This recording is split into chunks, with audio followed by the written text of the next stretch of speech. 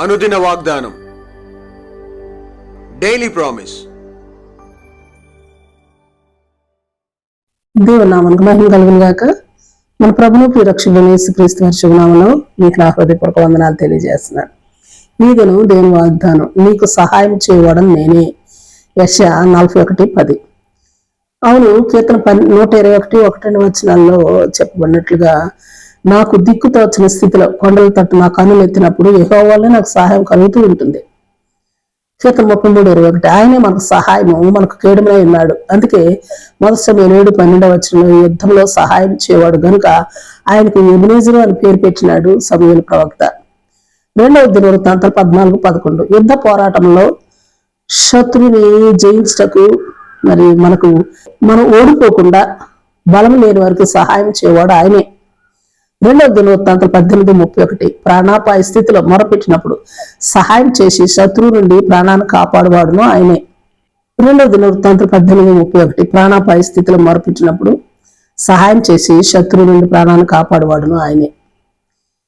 అలాగే 32:7-8 వచనాలు 2వ దినవృత్తాంతాల్లోని, శత్రువుకున్న సైన్య మధ్యకన్ను వారికి ఉన్న మాంస సంబంధమైన బాహు అండకన్నా మిన్నైన సహాయము యుద్ధములు జరిగించటకు, విజయం అనుగ్రహించటకు తోడుగా నుండి గొప్ప సహాయం అందించేవాడు మన దేవుడు. కీర్తన 22. ఆపత్కాలమందు పరిశుద్ధ స్థలంలో నుండి ఆయన మనకు సహాయం చేయవాడు. కీర్తన 79:9. మన రక్షణకర్త దేవుడు తన నామ ప్రభావం బట్టి మనకు సహాయం చేయవాడు. యెషయా 41:14. ఎంత తక్కువైన వారమైనను, ఎంత స్వల్ప జనమైనను అట్టి వారికి సహాయం చేయవాడు మన విమోచకుడును పరిశుద్ధుడునైన యెహోవా. Praise lord. యెషయా 50:9-7. నా మీద నేరస్థాపన చేయవాడు ఎవడును లేకుండా యెహోవా నాకు సహాయం చేయను గనుక నేను సిగ్గుపడనవసరం లేదు.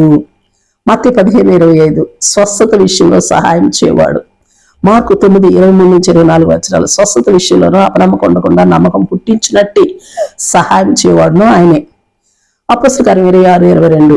సువార్త పరిచర్యలో రకరకాల శ్రమలు ఎదురైనప్పటికీ, వ్యతిరేకతలు ఎదురైనప్పటికీ దేవుడు తన సహాయం అనుగ్రహించి బ్రతికింప చేసి నిలబెట్టివాడై ఉన్నాడు.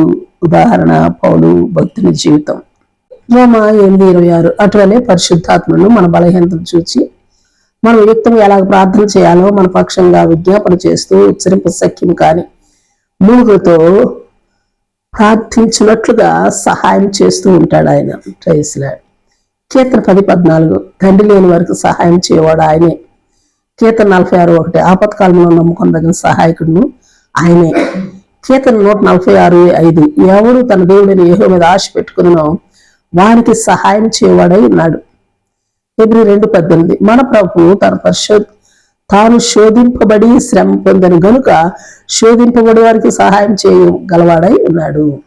అందుకే హెబ్రీ 4:16. మనము కనికరింపబడి సమయోచితమైన సహాయం కొరకు కృప పొందునట్లు ధైర్యంతో కృపాసనం వద్దకు చేరుదును. ఎట్టి పరిస్థితులైనా, ఎట్టి స్థితిగతులైనా సంపూర్ణ సహాయం అందించగల సమర్థుడు మన ప్రభు. కాబట్టి హెబ్రీ 13:6లో చెప్పబడినట్లుగా, ప్రభు నాకు సహాయకుడు, నేను భయపడను, నర్మాత్రుడు నాకేమి చేయగలడు అని మంచి ధైర్యంతో చెప్పగలవారమైందుము. ఆమేన్. ప్రార్థన చేసుకుందాం. ప్రేమ నమ్మకం కలిగిన మా పరలోకపు తండ్రి, నీ పరిశుద్ధ నామానికి స్తుతులు, స్తోత్రాలు. దేవా, నీకు సహాయం చేయవాడని నేనే అని సెలవిచ్చిన మీ వాక్కుకై మా నిండు కృతజ్ఞతాస్తుతులు, స్తోత్రాలు.